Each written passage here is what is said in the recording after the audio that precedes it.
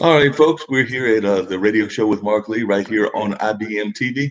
And of course, as always, we've got great guests that'll be talking about a lot of great conversations. We know that a lot is going on in the world. Folks have been definitely following what's been happening with the coronavirus, as well as with Black Lives Matter and various other things that are happening in our community. We're going to start everything off, and I've got some other guests that will be joining us as well. But I've got Rico Dawson, who is a performer out of the Goldsboro, North Carolina area, and has definitely been doing some real positive work in that area. So, Rico, how are you doing, and how are you coping in these days and times? I know that a lot of performers have had to stop doing what they're doing, so I was just curious as to how things are going with you, and whether you're still able to get out there and do any performances, or whether you've just been doing everything from your home studios and things of that nature. I'm in the process of completing my album, and that's what I've been focusing on. Like everything else globally, everything is shut down. So the same thing, the governor of North Carolina is not having any artists doing anything, so nobody can do anything. So I'm basically working on writing. I've had some opportunities, or some people have reached out to me concerning writing material for other artists. So I'm keeping busy. That's a great thing that you're able to keep busy during these times and everything. For those that are watching, and we've got folks that are watching from all over the country and all over the world. As a matter of fact, I see my good buddy Tim Sohn has already turned in from Pennsylvania. So tell folks a little bit about your project and about the album, and what kind of music it is, and when they can look for it to drop, and how that planning is going. Like you said, it's definitely harder to do in this era that we're in, but just tell folks a little bit about the album and what it's all about. Okay. Well, I'm a contemporary Christian artist, and the production, everything, because I write and do all the vocals and everything, and I have a home studio. I'm able to do pretty much everything I need to do from a production standpoint. Even with the mastering, I have mastering software as well. And I have background. I have a background as well in mixing music as well. So everything I need to do, I can do from home. It's just a matter of now the next phase is getting the, promotion and all of that. So right now I'm in that phase, and hopefully soon that the project will be dropping. And would you put yourself more in the line of the traditional gospel performers, like the old school gospel performers, or more contemporary? I know that a lot of people, because of what's going on in the world, they're definitely reaching back to trying to find positive messages in their music, whether that's in gospel, whether that's in jazz, whether that's in the various musical forms. But I was just wondering if you could tell a little bit about the way that you would describe your own personal style. Well, I think that I'm more or less geared towards the contemporary side of gospel. I have a formal background. I studied music in college, so that helped with the other aspects of genres like classical and stuff like that. But I'm more or less a contemporary artist.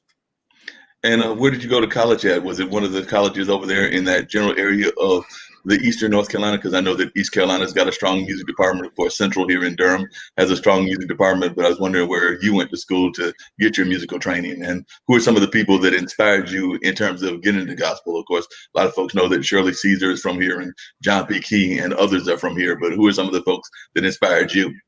Well, I went to college at Elizabeth City State University. I was drawn to that program because they were actually the music industry studies program, and that was set up by the University of Miami, and they set up everything, and I was just drawn to the aspect of the music business side, but you also get the musicianship aspects as well. So that's where I went. I went to Elizabeth City State.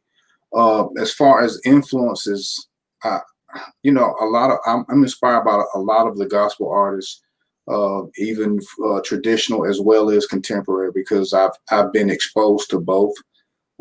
So I can't say who, but a lot of the artists, new and older artists, have inspired me to work on my craft because they do it so well. Yeah. And I know, like I said earlier, I know that a lot of people are turning to the arts and turning to creative outlets just because of what's going on in the world. How has that helped you in terms of just reaching out to people, but also just in terms of your own well-being? So how has being tied to the music helped you as we've gone through all of these different crises, whether that's the Black Lives Matter movement and how people are tuning in more to race relations, or whether that's the coronavirus, or whether that's the economic crisis that many of us are facing. But how are you using music to help you cope? Well, music has been therapeutic for me because it has allowed me to take in what I see and hear. Some things you can't. A lot of things you it's propaganda. You can't listen to it, but the stuff that is of substance, I listen to it and I take it in, and then that allows me to write what's relevant for this moment. So it's been therapeutic for me because I don't know how I would be if I was not able to be creative. Because, like you said, it's no longer recording artists, performing artists. So you have to be able to not only perform, but you have to be able to perform in a recording session. So you have to have that creative process, the creative juices flowing. And if you're not able to do that, then it just stifles your creativity and you become frustrated. I can understand that. I've got a good friend of mine who's actually a funk musician here in this area, here in Durham, but he's originally from New York. And I know he had a guest on one of his shows, actually, I believe it was either yesterday or Saturday.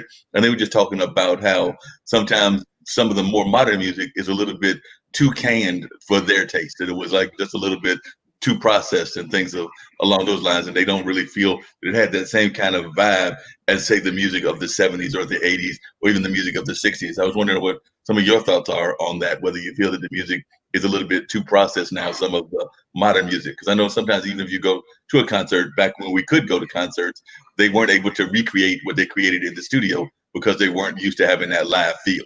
Yeah, I'm not only am I a singer, songwriter, performer, I'm also an educator, and I teach high school chorus. And one of the things that is always a debate is the 70s. And I always tell my students the 70s, 80s, and 90s. Those were times as an artist, you had to be an artist. You had to be able to play at least one instrument. You had to be able to bring something to the table. And today's artists, unfortunately, they don't see the musicianship side as important.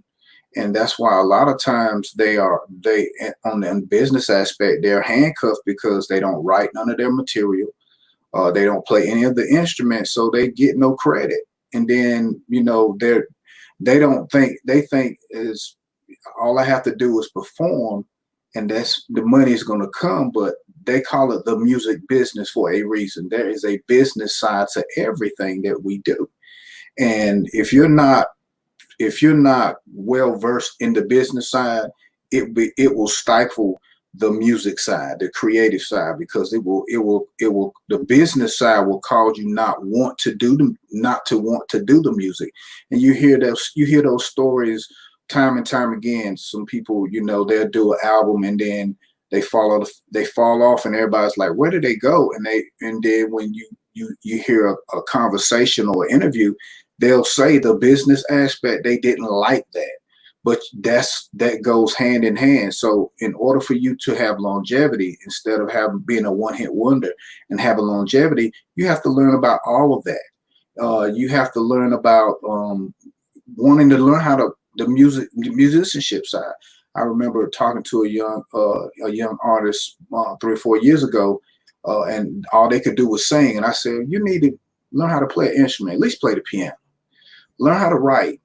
And the young man took my advice, and he wound up going to college. He graduated with a music degree, and he's also working on his next album.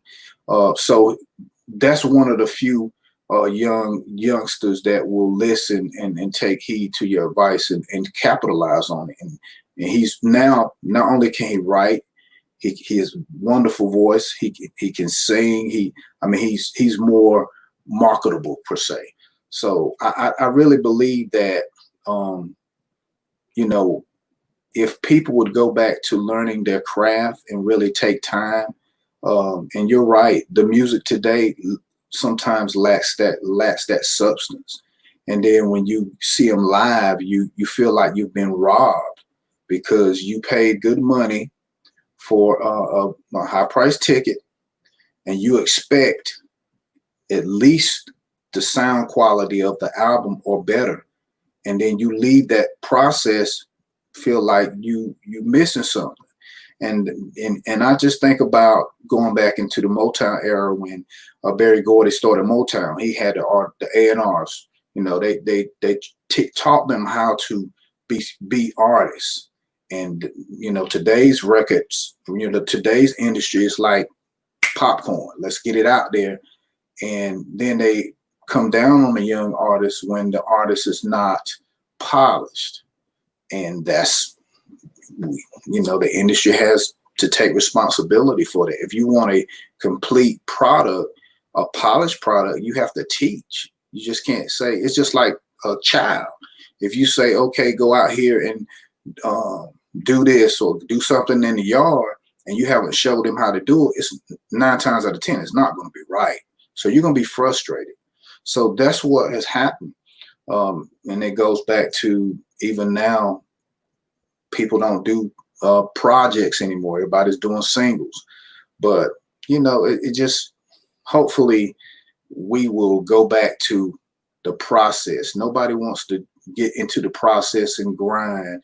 And, you know, even with my process, with my project, there were some times that, you know, something didn't sound right and I'll have to scrap it and do it over.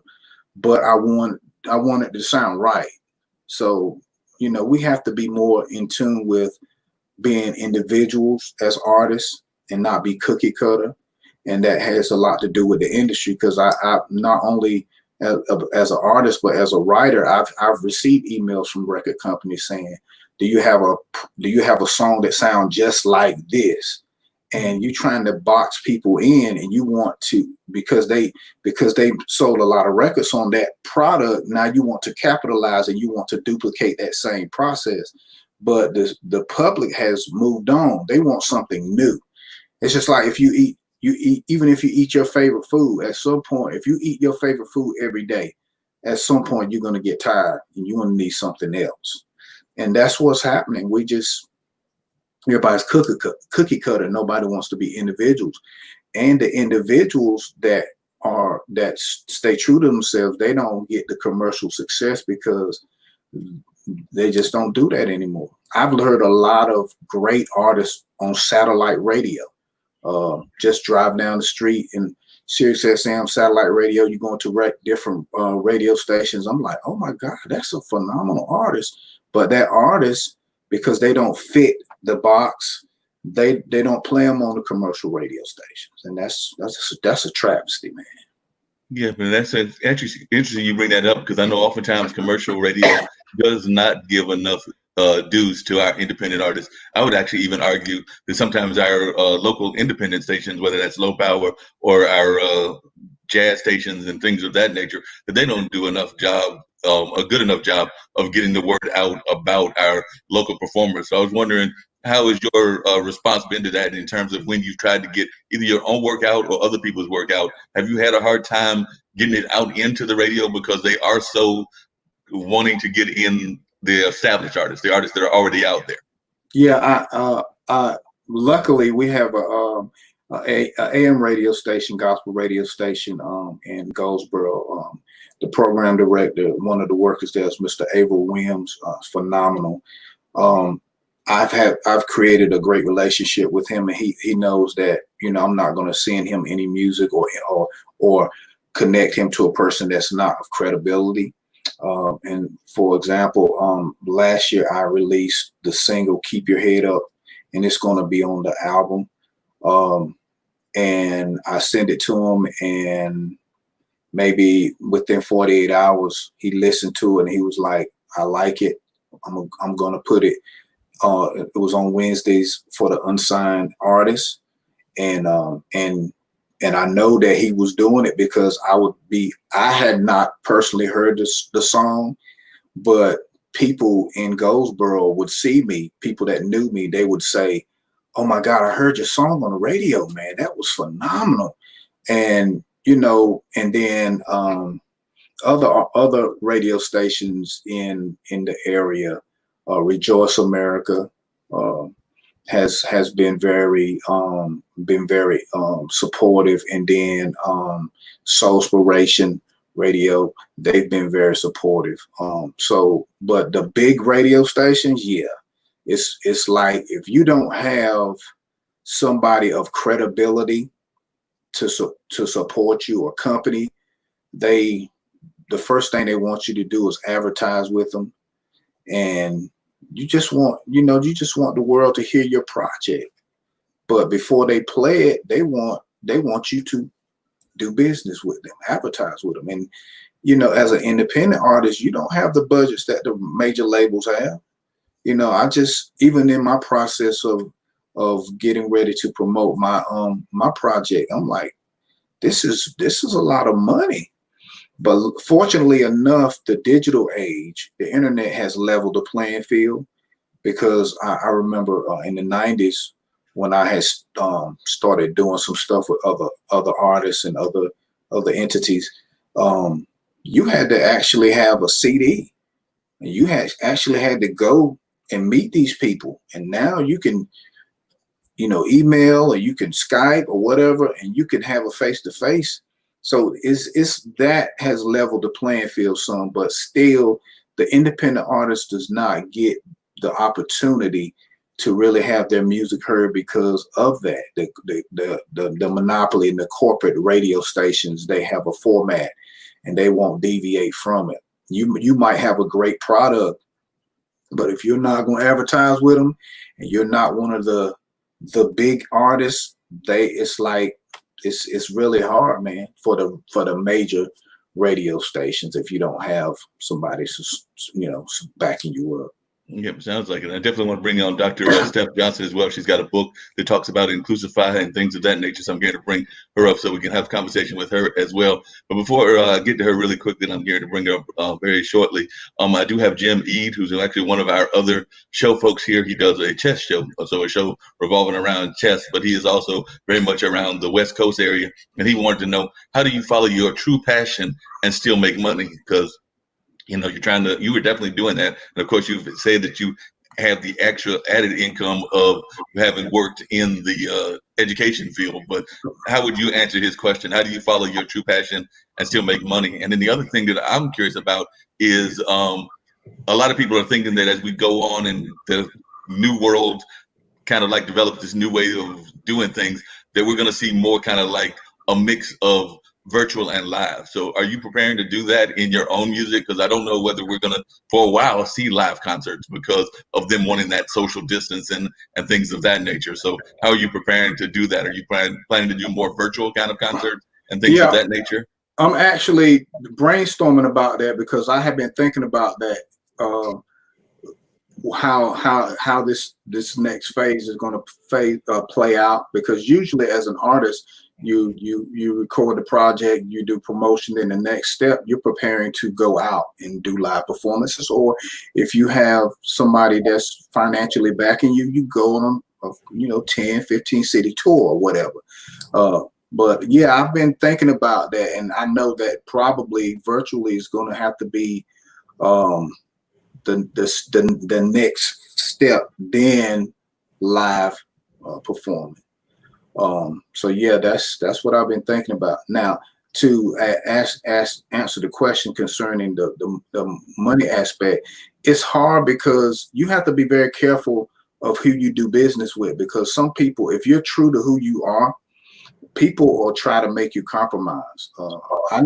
They will. I remember in about 5-6 years ago, I was doing some writing, trying to shop some songs, and I sent this song to a lady who has a company in up north, and it's contemporary gospel, and she talked to me about 45 minutes trying to make me change genres. And she was like, this is not gonna sell, and this is, are you sure this is what you want to do? Because if you come out as a contemporary gospel artist, then you're going to have a lot of pushback and stuff like that. Are you really living what you're singing about? And I was adamant about, yeah, I'm living what I'm writing, singing about. And when she realized that she could not sway me, that deal fell through. And it's been numerous occasions where if you're not sharp on your business side, you can get had. If you're so focused on trying to make it at any cost, you'll sign your life away. And I'm very, very cautious with who I do business with. And if somebody, like two people reached out to me today concerning future opportunities, but I let them know in advance. Now, if it's gonna be compromising, then we can't do business. So yeah, you miss out on some opportunities, but you save yourself a lot of heartache. Yeah, that makes a lot of sense. Dr. Steph Johnson, your book is called Inclusify, and of course, a lot of that is about corporations trying to be very much cognizant of their diversity programs and things of that nature. And we do know that a lot of times, a lot of corporations have now started going out there and putting out these kind of like statements about supporting Black Lives Matter, supporting some of the other things that are going on. But that even comes back to what Rico was talking about, that sometimes we have to wonder whether they're actually just doing this because it's the trend of now and they should be just doing it because it's kind of like what everybody wants them to do, or whether they're actually going to do the actions. Because I know that a couple of folks there, I think there was an article today, and I'm going to try to pull it up so I can remember the content of it, but it was actually talking about how a lot of these corporations don't just need to make statements, but they need to have some actual diversity training in their offices and actually do some hiring so that they're addressing what's going on, not just with the Black Lives Matter movement, but also women in terms of equity in pay and the LGBT community and a lot of other things that your book touches on. So if you would, I'd like to just hear some of your comments on some of the points that I made. Yeah, I'd love to know the article that you're referencing. I try to keep up on all of these. I think there's probably two ways you can tell if a company's being sincere. One is if they're really talking about their commitment to diversity and inclusion as part of their mission, vision, values. Like, why is it core to them? If it's not, then plan B, I guess, is look at what they're actually doing. So, a lot of companies are giving money. I think that's great. I work on a project with the NAACP. They have been getting a lot of donations from big corporations, and money's great. But that doesn't actually require you to take responsibility and do anything. It's just writing a check. And a lot of these companies, obviously, this is no big deal. So I like to look at what their internal plans are. Are they setting specific numeric goals? Like, we're going to add, 100 Black leaders by the end of 2019. Or you do a pay audit. And then training, you mentioned, although I think training is not enough. Like, again, that's just writing a check to someone who's going to be a trainer, but like actually committing to making real change. And then they still have to follow through. So, we can all be cynical and say like, it's easier said than done. But I would say if you publicly blast out a specific measurable goal, I feel like they're likely to see it through or put effort forth toward it. Yeah, I can definitely agree with that. The article was actually a couple of weeks ago, and it was actually from the Harvard Business Review, and it was actually an article just talking about organizations restructuring their organizations to actually advance racial justice. So not just doing it because it was something that should be done, but something actually having like a concrete plan, I guess, is the best way to put it out and everything. Because as the first part of the article says, the U.S. is at a turning point and the world is watching. The murder of George Floyd, preceded by the murders of Breonna Taylor, Ahmaud Arbery, and many, many others, have sparked an outpouring of grief and activism that catalyzed protests in all 50 states and around the world.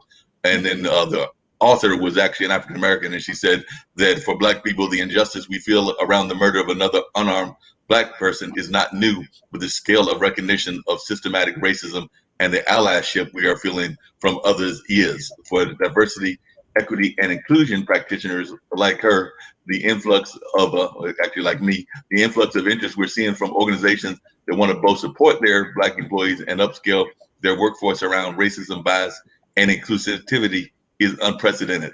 Plus, all of this is happening, of course, in the middle of a coronavirus pandemic, which they also pointed out was having an outsized impact on African Americans and other minorities. I know that earlier today I was watching a Zoom conference of our our Wake County commissioners, which is one town over. I'm here in Durham, North Carolina, but it was the Wake County commissioners, and they were having a meeting with the sheriff. So I think there was an incident where they had tear gassed some of the protesters, and some of the protesters may have been actually part of that anarchist group that kind of comes into protests and everything. But they were also talking about having these racial diversity, racial sensitivity training for their employees. So in your research, in your book, have you found that those kind of things are effective, or are they things that need to be even more detailed and more worked on?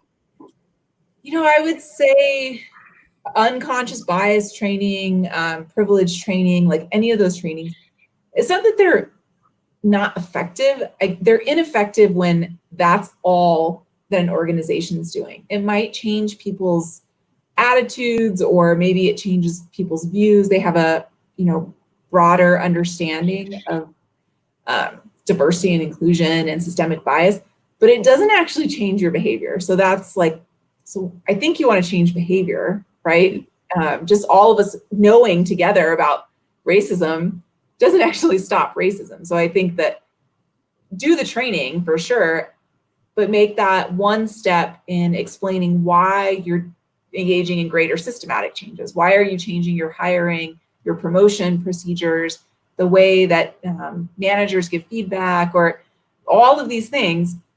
Use the unconscious bias training as a vehicle to launch those other programs and goals that you might have. And then I think it works. So like if you set diversity goals and then give people training, having set the goals actually makes the training more effective. I don't want to get rid of them, because I do them all the time. But I just think and I tell companies when I do training for them, like, I'll do the training, but I hope you'll consider working with me to do much more than this 1 hour, or now it's like 45-minute webinar, right? Which is enlightening, and it's great research, and but you actually have to do something. It's like doing nothing has gotten us exactly where we are. So tell us, how did you actually get into this field? I mean, and also tell our listeners, because we got listeners from all over the world and everything, where exactly you are located at. But how did you first get involved in this field of doing this kind of equity kind of engagement and things of that nature?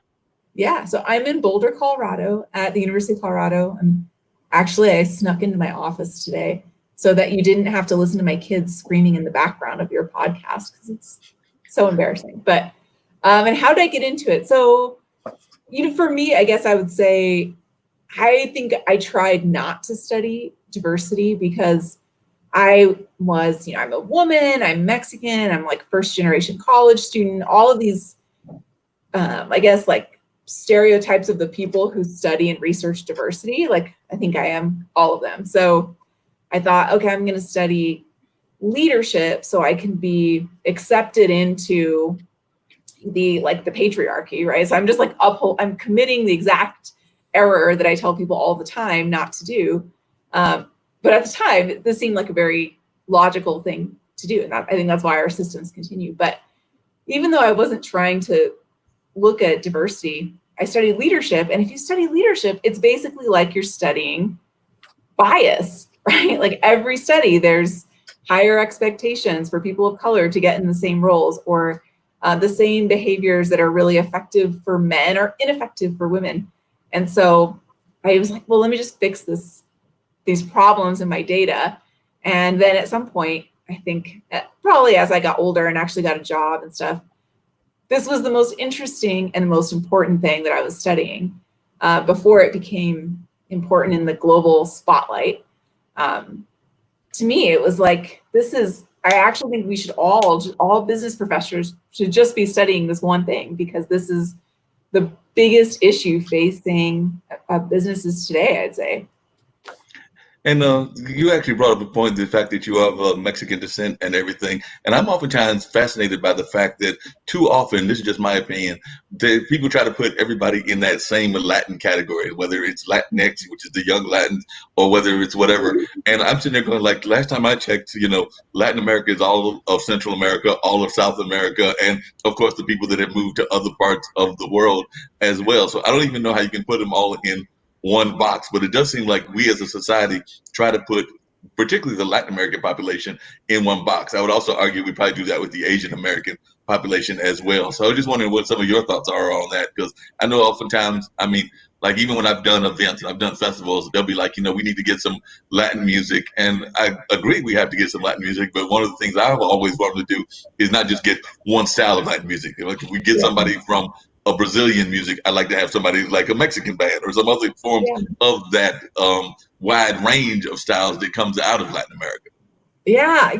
So I grew up in Los Angeles, and I think like a large percentage of the Hispanic community in Los Angeles is Mexican, and California borders Mexico's. I don't know. I guess to me, I was always Mexican. I understand when I fill out the census, I put like Spanish American or something, but I guess it's just being Mexican. I feel like you're so different culturally from someone who's, say, Puerto Rican, right? Like it seems totally different. And I think you're right about lumping all Asians together. It's like equally absurd because we have like Eastern Asians, Western Asians. Like that's like calling all of North and South America the America people, right?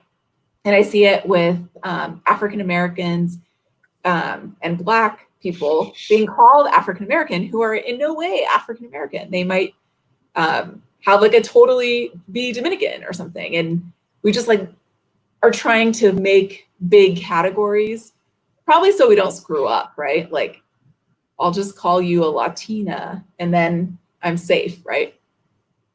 But it doesn't, it's not, I mean, that's not the best outcome. Like, why don't you just try to understand the people that you're interacting with? Because if it were like my sports team that I'm a fan of, you'd feel perfectly comfortable to ask me, are you a football fan? What team do you support? But when it comes to race, like people are super awkward. And not only that, but then there's also the matter of identifying with self-identifying. Like I said, I know that I definitely identify as a light-skinned African American, but I have cousins that only claim the native side of their ancestry. And I know that Rico's over there in Goldsboro, so he probably knows some folks that only claim the native side of their ancestry as well, because they and some of them are just as dark complected as Rico, but they only want to claim the native side of their ancestry for whatever reasons, whether that's government grants that they might be getting, whether that's the way that they were acclimated, the way that they were raised or whatever, but they're very much involved in the powwow culture and things of that nature, because we do have some active native communities here in North Carolina. And like I said, some of them are more traditionally recognized than others. So we do have that going on as well. So I'm just wondering what your thoughts are, and I'd like to hear from both of you actually about people that decide to self-identify in one way or another based on what they think their race is. I always ask people, how do you identify? Or do you identify as African American? Or do you identify as Black? Because I think it is kind of up to people. Like, so I'm Mexican, as I said, but I'm also half white. But I grew up with, my parents were divorced. I grew up with my mom, and my mom's the Mexican half, in like a Spanish speaking household in a totally Hispanic neighborhood. And so there is this very, I think, a very big part of me that's white. It probably is all over my face, but it is, but to me, it's like not how I identify, because that's not how I guess I grew up. So I kind of think it's up to you to choose what feels like your identity. I don't know. What do you think, Rico? That's funny. That's a funny question. As y'all both were talking, I was Rico thinking about assignments. One of my teaching assignments was in Rocky Mount, North Carolina, and I taught at Rocky Mount High School. And it's a lot of Indian. It's an Indian population down there. And I was thinking about this young lady. She looked African American, and I wasn't trying to be mean, but when I was talking to her, you Black and everything. And she was like, no, I'm Indian. I'm like, oh, okay.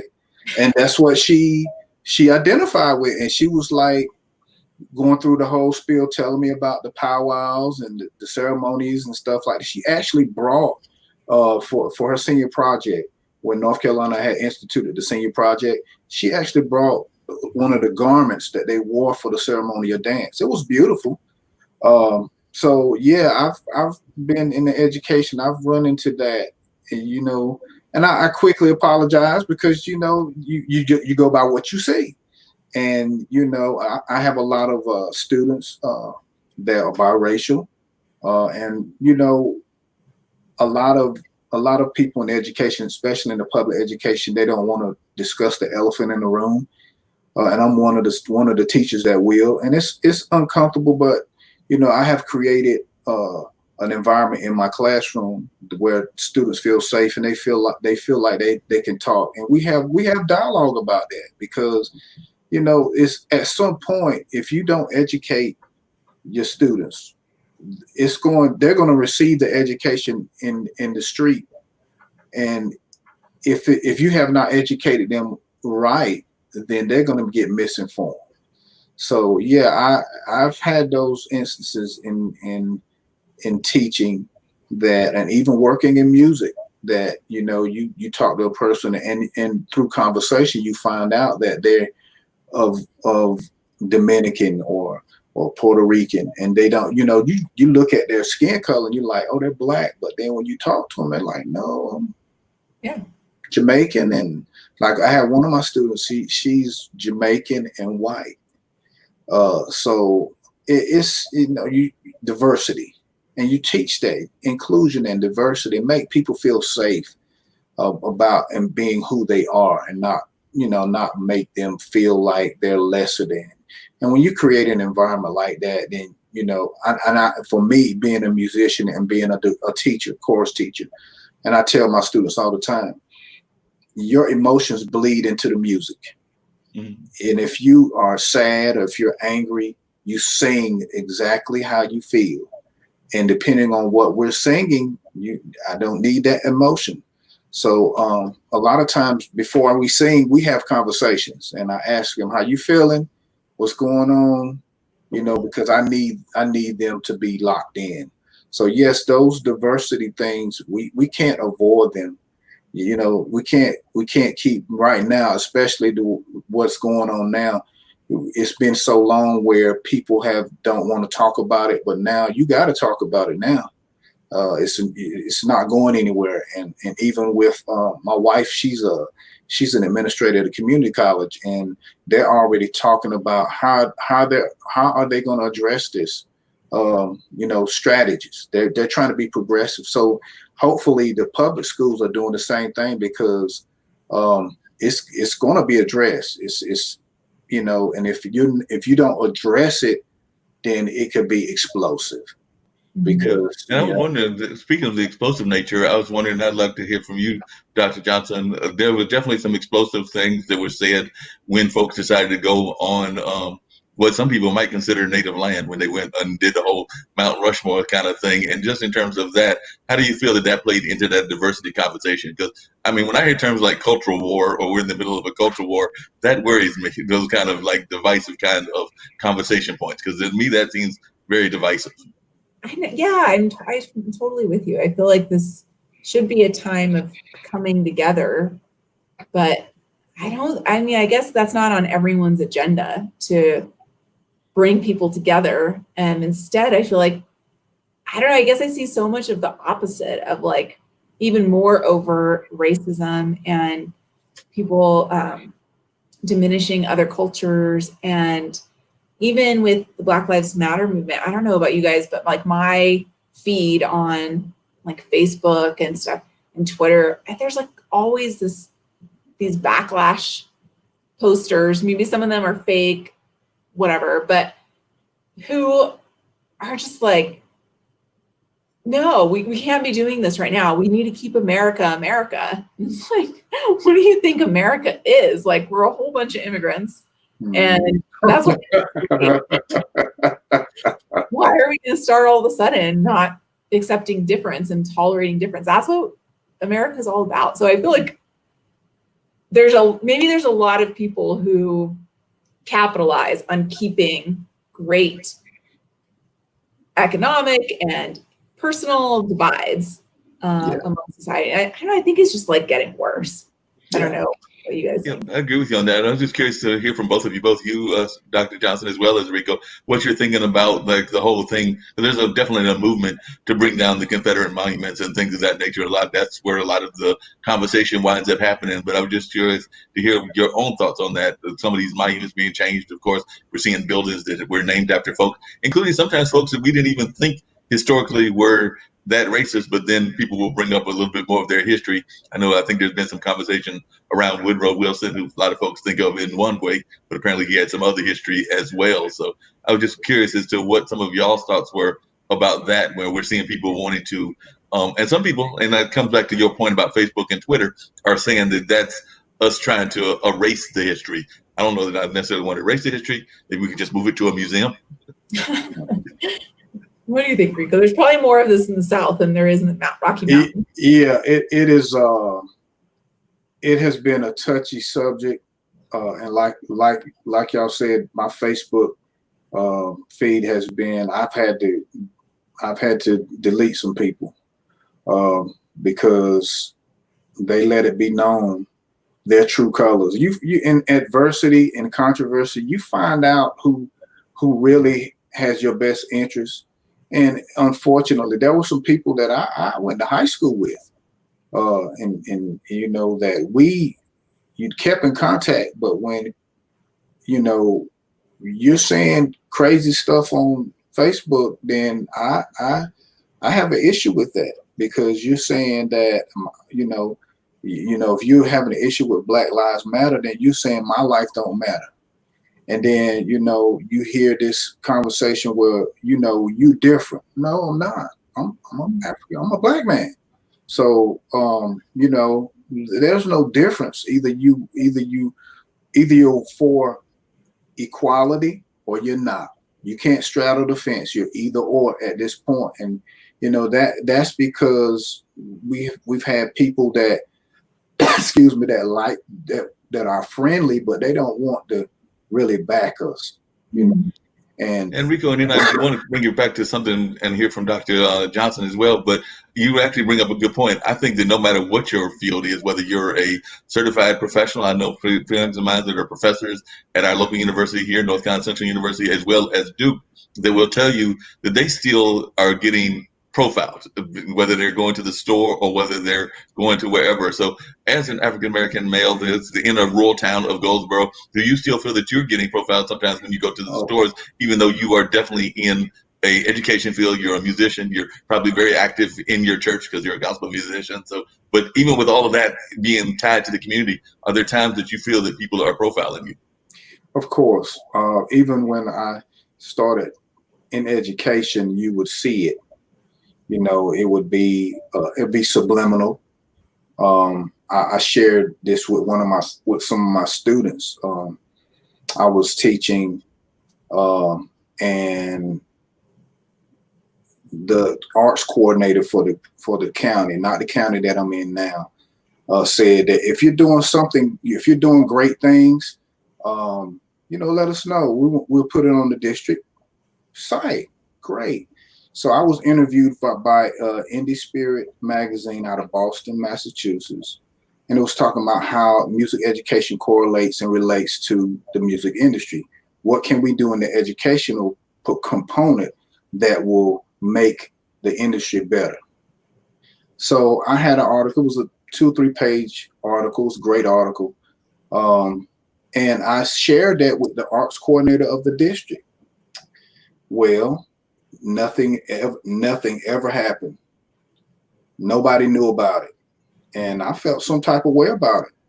So I was talking to one of my colleagues one day about it, and the principal of the school walked by and overheard our conversation, and she was like, "What are you talking about?" And I told her, and she was like, "I didn't hear anything about it. Have you told this to the district?" I was like, "Yeah." So she was very upset, and she called some folk. And then one of my white counterparts wrote a cheesy book and they had a book signing. So I'm like, oh, so it's like that. So I knew how to move from that point on.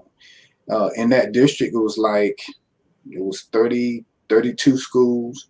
It was maybe 4 or 5 black music teachers in the county. So it was, you felt that vibe when you walked into professional developments.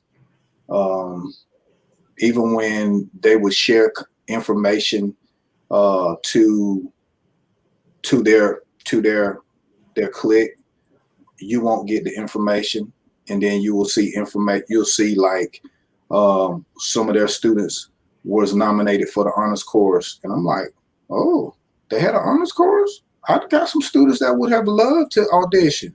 So stuff like that would happen, and then when you would address it, it was, oh, I forgot to put you. No, you didn't. You did that on purpose. So little stuff like that. And you have to be professional, and you have to bite your tongue sometimes. It's hard. It's very hard. So like you said, Mark, in every profession, this is something that we of color, people of color, have to deal with. And then when you call them on it, they feel like that you're threatening them, or you're calling them out, making them feel it's an uncomfortable thing. But if you do right by people, no matter what the color, you should be judged the person by the content of their character, not the color of their skin. And that's what we have to deal with. Yeah, that's very true. What advice do you give to corporations, Dr. Johnson? And tell us a little bit about little bit more about the book and why you decided to do the book. Like I said, I did mention the book and a little bit about what it's about, but just what advice do you give to corporations when whether it's in school, like where Rico's at, or whether it's a big corporation like an IBM or a Cree or one of the big corporations? What advice? Where do you start at in terms of giving advice?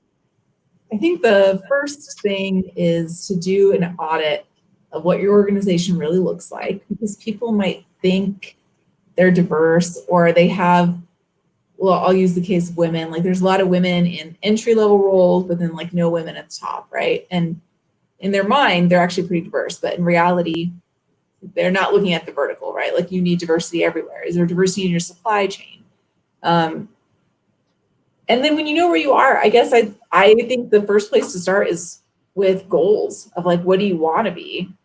What do you want your company to look like? And then from there, you fill in programs that are going to get you there, hopefully using research-based, like evidence-based decisions, because otherwise you can just, I guess, be allocating your money in a way that is not going to actually help change the numbers. But so that's the first thing, but that's really focused on diversity rather than inclusion, which is really what Inclusify is about, which is if you are successful at making your company more diverse, you have to make it a place, like you said, Rico, that feels safe for people.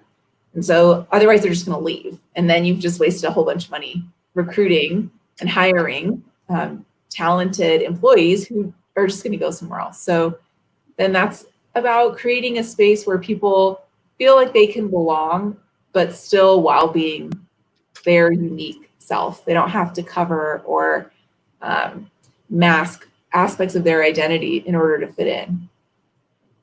Yeah, that makes sense.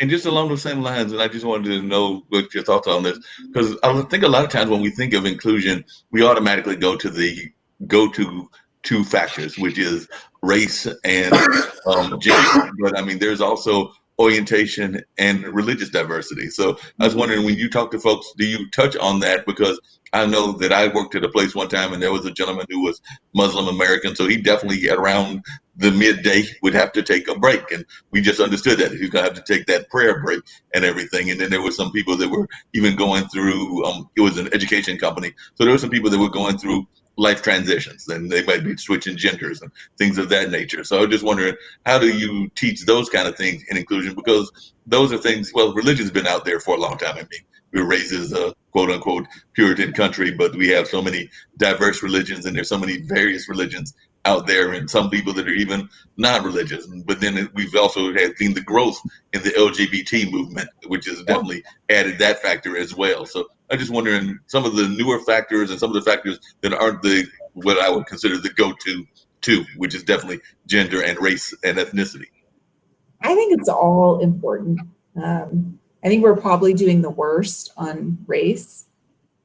But there's also intersectional identities as well. So if I'm a Muslim woman, now I have kind of two different marginalized identities. I think it's important to pay attention to all of those things, but I guess I focus more on race and gender because I think that's where we have the farthest way to go. There's the greatest inequality there. And if you created a more equitable workplace with the goal of racial equality, I think the other stuff would happen, right? If you have an inclusive company, it's going to be inclusive for everyone, for LGBTQ, for persons of different religions, for veterans, for older workers. I think we're just a little bit better at maybe those other categories than we are race, and particularly right now. It's like so clear that we have a lot of work to do.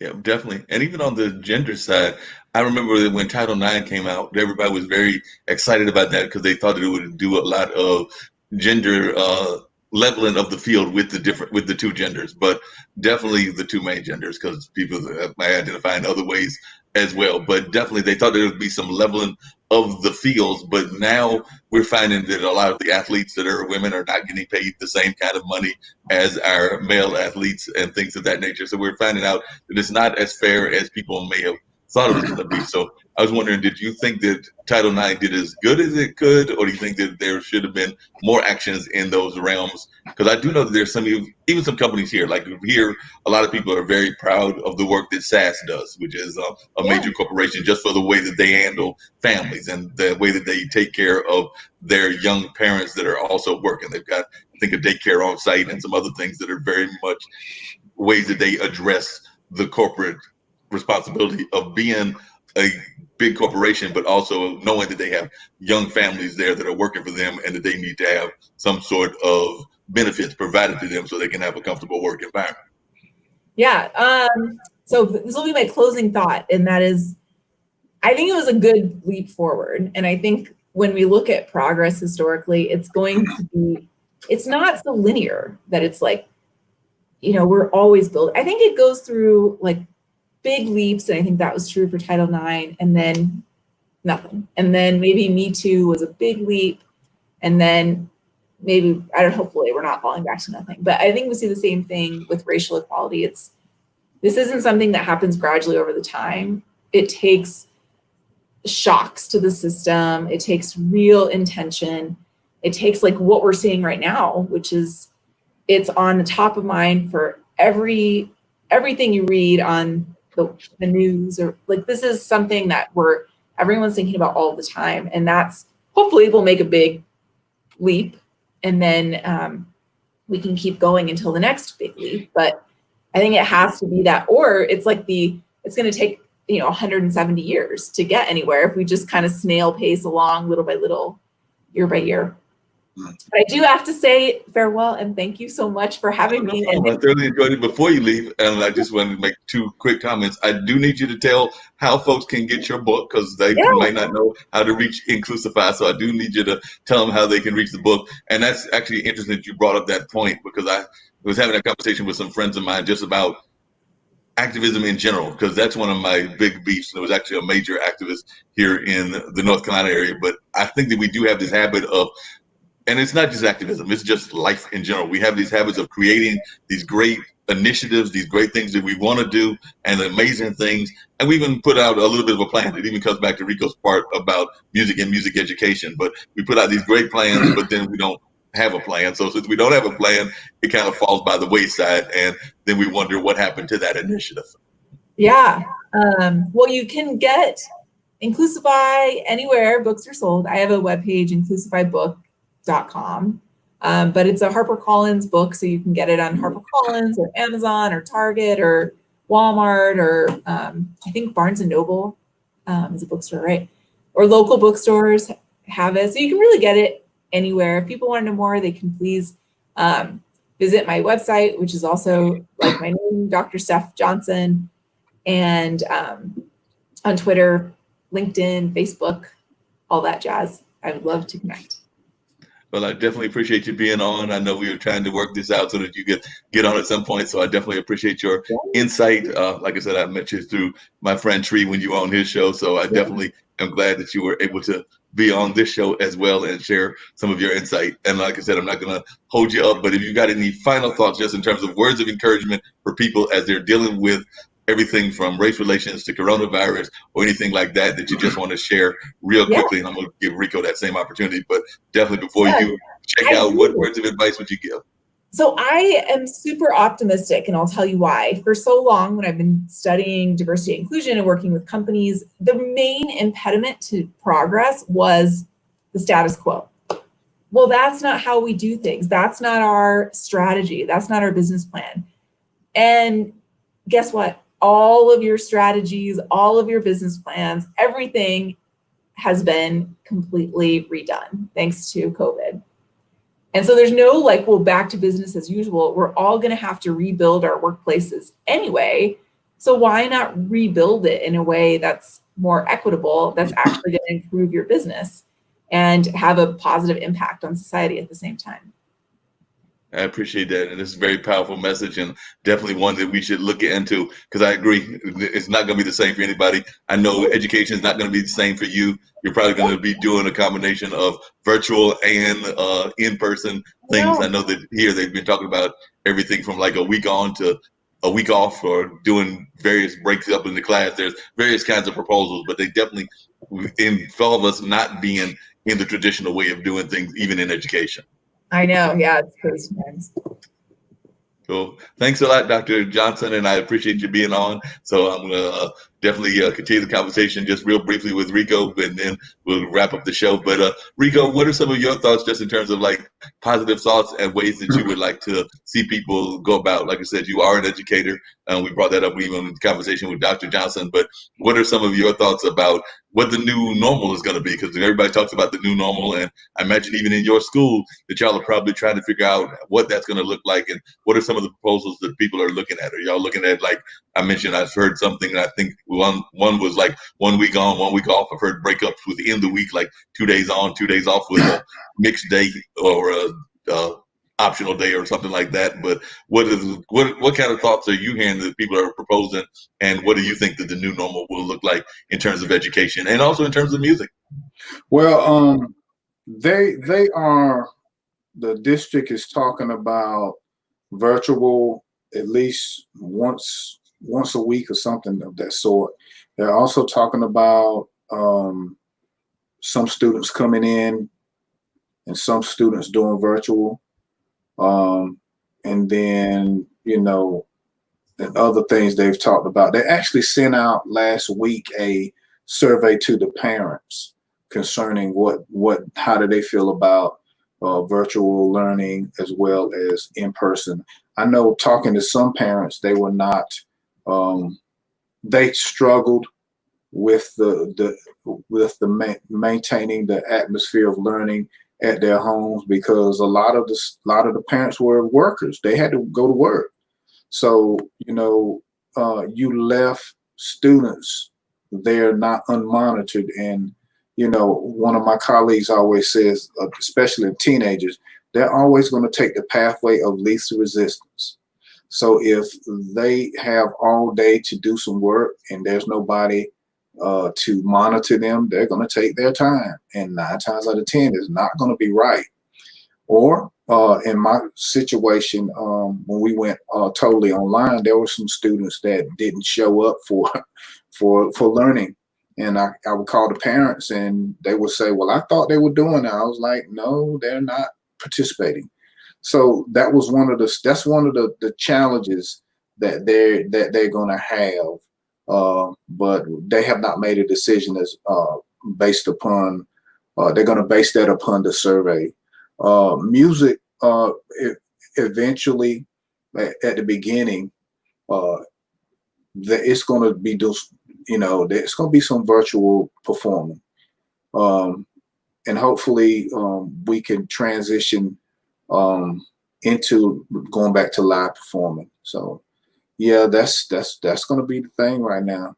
Another thing, I just pray that, you know, people will judge people by the content of their character and not the color of their skin, because, you know, I've always heard never judge a book by its cover. And when you judge a book by its cover and you don't open it and read it for yourself, and then you go by what somebody else say, and I just think about some people say, well, don't go look at that movie, or don't look at that movie on TV. It's not good. But that's your perception of that movie. I may look at that movie and I may like it. So, you know, I just pray people would love each other and give each other a chance. Don't make assumptions about a person. You've never met them. You've never talked to them. You've never spent time with them. As a matter of fact, on one of the songs on the CD project is called "Supposed to Be," and it touches on that, you know. So that's gonna be I think one of the songs on the project that's going to be a topic of discussion, and it will start opening up dialogue about the elephant in the room. That'll be great, and I know that'll definitely be something that folks will be looking forward to. As we wrap up the show and everything, how can folks reach you in terms of hearing your music, and also just in terms of if they want to continue conversation with you? But are there any like YouTube sites or any things that people can actually go to listen to your music? Actually, if there is, I can even pull it up and possibly even give them a taste of what your music is about. But are there any sites that they can go to learn more about what your sound is as of now? I have two singles out. One single is "Keep Your Head Up." It's both of my singles are on all the digital platforms, so they can just type up my name and type up "Keep Your Head Up," and it's gonna probably some different songs are gonna be, but mine is contemporary gospel, and you can go to that. I have a LinkedIn account. I have a Twitter account. My Twitter account is at Rico5012. I also have Instagram at RLD081268. And that's how people can keep in correspondence with me. Like I said, I'm a singer-songwriter, so I'm open to write for other people.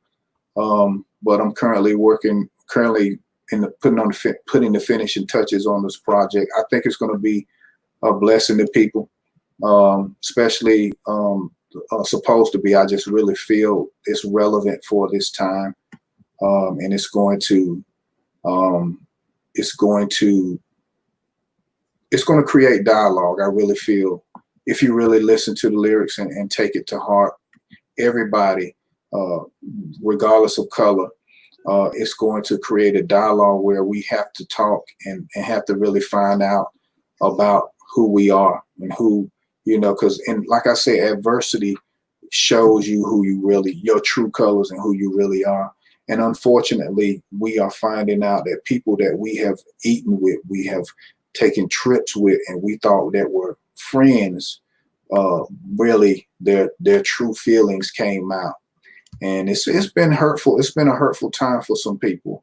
I've had some high school classmates that have been friends with people for years, and then they really showed their true colors, and it really hurt them to the core, because they were in their weddings, and they've taken trips together. They've they've been an integral part of the interwoven into those people's lives. So I just pray that people just see each other for the content of the character. I agree. Definitely, that's what we need to have more of, and things of that nature. You definitely left some folks with some powerful thoughts and things of that nature. I'll get with my producers, and we'll try to find copies of the music and put it on our website, in addition to this show that's been airing live for the last a little bit over an hour. But we'll definitely find ways that we can share the music that you put out there, and definitely when the album is released, we'll definitely get that word out there also through our different channels. But I want to thank both you, Rico, for being on, Dr. Johnson, who's already left, but I want to thank her for being on as well, because I thought that y'all brought some very enlightening conversation in about both what's going on musically, what's going on with the coronavirus, and definitely about the whole concept of diversity and the way that we can address diversity in this day and time. So definitely want to thank you for being on the show, and you are a great guest, and I look forward to hopefully having you back on in a very near future, both on this show as well as on my other show that I do, which is the usually on Monday nights we do that, but this Monday my co-partner in that is going to give us a break. So we'll be back doing both shows on the 13th. So hopefully in the near future, we'll get you on some of the other shows as well to continue this dialogue. But I do want to thank you for being one of my guests, and definitely I thought that you brought some great points here, and hopefully folks will tune into IBM.TV. Of course, we air this on YouTube, Facebook, various other platforms as well. And of course, they can also go back and listen to our conversation. And like I said, we'll hopefully have some other conversations. And IBM TV has all kinds of other amazing shows. They do a Spiritual Saturday, which has got people that are covering their spirituality from around the world. There's actually a gentleman from Nigeria who actually has some spiritual base in his country and is very much of a Christian-based person, but he comes on and talks about that. There's a Buddhist young lady, I think she's Buddhist, but definitely one of the Eastern European religions that gives us some pointers in terms of mindfulness and meditation and things of that nature. So they do that on Saturdays, and then we have Sundays, which has a lot of different kind of programming, including the funk show that I alluded to earlier that my friend Zach does. So, and then there's all kinds of other things. We do Podcaster Thursdays. So there are all kinds of great programming that exist on IBM.TV. So hopefully folks can tune into that on a regular basis. And, I know they're always looking for good programming as well. So you might even want to reach out to them about some of your gospel stuff and maybe even creating some gospel programming that you might be interested in doing with them. So definitely just wanted to put that out there as a possibility. But definitely enjoyed our conversation, and we'll definitely have to continue it. Like I said, I was in Goldsboro sometime back doing the Road to the Apollo, and I need to get back there. But I know there's not much travel right now with what's going on with the pandemic and things. But when things level back out and I can get out and travel some more, hopefully we'll bring that Road to the Apollo back up to Goldsboro, and hopefully we can get you either as one of the contestants or, if not a contestant, as a special guest. Okay. I would love that. Sounds good. So that being said, that's going to wrap up this edition of the radio show with Mark Lee right here on IBM TV. And we definitely enjoyed having the conversation with Rico Dawson as well as Dr. Steph Johnson. So definitely go back and listen to the show if you missed it for whatever reasons.